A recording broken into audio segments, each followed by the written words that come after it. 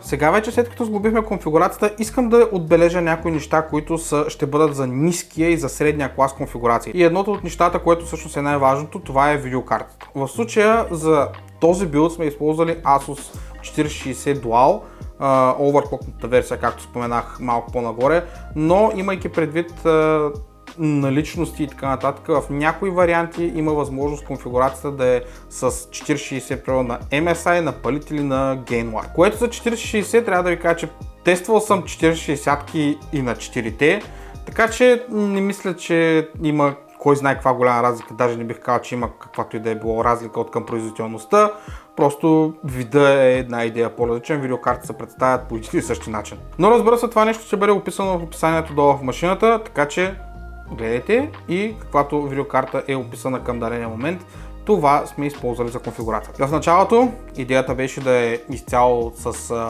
MSI компонент, т.е. MSI дъно и MSI видеокарта. Въпросът е, че в момента на създаването на тази машина се оказа, че нямаме MSI видеокарти. Това обаче категорично няма да важи за високия клас машини, защото високия клас машини ще бъдат предварително премислени и направени по начин, по който да има абсолютно и пълна синхронизация с ARGB-то. В случая просто видеокартите от серията 4060 нямат ARGB и не важи толкова много за софтуера, но във високия клас машини всичко ще бъде направено така, че да имате абсолютно пълен контрол и пълна синхронизация на ARGB-то, а не тук той работи, но и не работи, той свети, той премига, той присвятка и всякакви такива откачени неща. Наистина високия клас конфигурации ще бъдат направени по начин, по който да са възможно най-улеснени за крайния потребител и да имат освен висока производителност и много добра визия. Тук имаме също пълен контрол на тези RGB-то, в случая аз съм махнал контрола на Deepcool, защото е кофти, но за щастие те са направили така, че техните ARGB вентилатори да могат да се вържат към дъното и Mystic Lights без проблем поддържат на Deepcool вентилаторите, така че имате пълен контрол на ARGB-то от софтуера на MSI в случая. А за тази машина нашото ARGB се състои от RAM, памет и вентилатор. Така вече като изяснихме повечето неща от сглобяването на машината, време малко по малко и да преминем към производителността и това как се представя в игрите. Имайте предвид, че това е машина, която е като таргет в Full HD сегмента. Може да играете много от игрите на 2K, но основният и таргет е Full HD, тъй като в момента много AAA заглавия са отвратително тежки и съответно аз ще ви покажа някои от тях в тестовете, които съм направил днес и защо съм направил точно тези тестове. Ами направо да се мятаме с тестовете, започвайки от Assassin's Creed Valhalla. Тук на максимални настройки на играта на Full HD имаме 100 средни FPS и 70 минимални, а като вдигнем резолюцията на 2K имаме 72 средни FPS и 51 минимални. Имайте предвид, че тук не използваме DLSS или пък FSR. Shadow of the Tomb Raider. Тук на Highest Preset настройките на FHD резолюция без Ray Tracing или DLSS имаме 131 средни и 100 минимални. А ако решите да играете на 2K, ще имате 87 средни FPS и 73 минимални. Ако решите да играете с DLSS, но без Ray Tracing на Full HD, ще имате 154 средни FPS и 101 минимални, а на 2K ще имате 113 FPS и 93 минимални. И накрая пък ако решите да включите и Ray Tracing с DLSS, на Full HD ще имате 114 средни и 86 минимални, а на 2K резолюция ще имате 83 средни и 69 минимални FPS. Тук ще ударя една малка пауза, за да обясня как ще бъдат бъдещите бенчмарк видеа и тестове на самите машини. Това, което ще показвам, е максималният потенциал на дадената машина. Тоест, няма да е толкова подробно, колкото го описвам в момента, защото ако правя всяко едно такова видео с абсолютно всички подробни настройки на Full HD, с Ray Tracing, с DLSS, без DLSS, и с FSR на 2K, на Full HD и така нататък, това ще отнеме ужасно много време, тъй като са огромно количество тестове, от които много хора, честно казано, не мисля, че се интересуват. Разбира се, ако се интересувате, пишете долу в коментарите, защото по принцип аз тия тестове така иначе ги правя за моя си информация и ако някой реши, че иска такива да види резултатите от тези тестове или пък на някои други игри извън тези, които съм показал, може да ми пише. Докато конфигурацията са при мен, не е никакъв проблем да направя тестовете и да дам точна информация за това как се представят те. Имайте го това нещо в предвид, че бъдещите бенчмарк видеа ще показват максималния потенциал на дадената машина. Продължаваме с God of War. Тук на Full HD системата изкарва 67 средни FPS и 40 минимални, като имайте предвид, че играем на ултра настройки без DLSS. На 2K имаме 51 средни и 43 минимални FPS с DLSS. Нещата не се променят много, имайки предвид, че тази игра използва DLSS версия 2.0. Имаме 72 средни FPS и 41 минимални на Full HD, а на 2K имаме 63 средни и 43 минимални. Call of Duty Modern Warfare 2. Също едно сравнително тежко заглавие. На Extreme Preset имаме 87 средни и 48 минимални FPS, като тук нямаме DLSS включен. На 2K резолюция имаме 60 на средни и 30 минимални FPS. Включим ли DLSS обаче, на Full HD имаме 125 средни FPS и 77 минимални, като на 2K имаме 90 средни и 51 минимални FPS. Тук за разлика от God of War имаме доста солиден FPS boost, когато пуснем DLSS. Rainbow Six Siege е една игра, която ползвам като представител на шутерите като цяло, поради вградения бенчмарк и доста добрата производителност. На Full HD максимални настройки и включен HD Texture Pack имаме 366 средни FPS и 249 минимални, като на 2K имаме 256 средни и 210 минимални FPS. Общо взето да ви кажа, че на която и шутерите да играете, долу-горе FPS ще бъде такъв с тази конфигурация. В случая имам преди CSGO, Valorant, и Fortnite в перформанс режима. И сега вече преминаваме към доста по-тежките заглавия, но които вече поддържат и DLSS 3, както и Frame Generation, а именно Spider-Man Remastered и Hogwarts Legacy. Spider-Man Remastered на Very High настройки на Full HD, без DLSS имаме 133 средни и 90 минимални FPS. Ако пуснем обаче DLSS 3.0 и Ray Tracing, FPS става 146 средни и 95 минимални. А ако сме без Ray Tracing, имаме 155 средни и 100 минимални FPS. В Hogwarts Legacy на Full HD имаме 90 средни FPS и 44 минимални, но в момента, в който пуснем DLSS 3 и Frame Generation, на FPS се скача до 170 средни и 90 минимални, а с Ray Tracing имаме 127 средни и 58 минимални FPS. Тук искам да обърна внимание обаче, че сме на средни настройки, а не на максимални, и ще ви обясня след малко защо. И завършваме с Star Wars Jedi Survivor. Това е една игра, която за жалост все още няма DLSS и затова сме ползвали FSR. Тук е една бърза пауза, включвам се от бъдещето. Да, това нещо го нямаше преди да запиша видеото, но всъщност в един от последните патчове преди няколко дни Star Wars вече пуснаха DLSS 3.0 и Frame Generation. Не съм го тествал още, не ми е останало време, ще го направя за бъдеще, така че ще имате и тези резултати. На максимални настройки на Full HD резолюция имаме 65 средни и 37 минимални FPS. С FSR имаме 91 средни и 60 минимални. И пуснем ли Ray Tracing обаче, да кажем, че това все още не е от най-оптимизираните игри. В случая имаме 55 средни и 41 минимални FPS. И накрая завършваме с 3D Mark бенчмарковете, които можете да ги видите на вашите екрани. Честно казвам, смятам, че машинката се представя доста добре. Във всеки един от бенчмарковете имаме около или над средните резултати. Cinebench R23 резултатите също можете да видите в момента на вашите екрани. Смея да твърдя, че процесорът също се представя много добре. Имайте предвид, че на машината не съм пуснал абсолютно нищо друго, освен XMP-то на RAM паметта.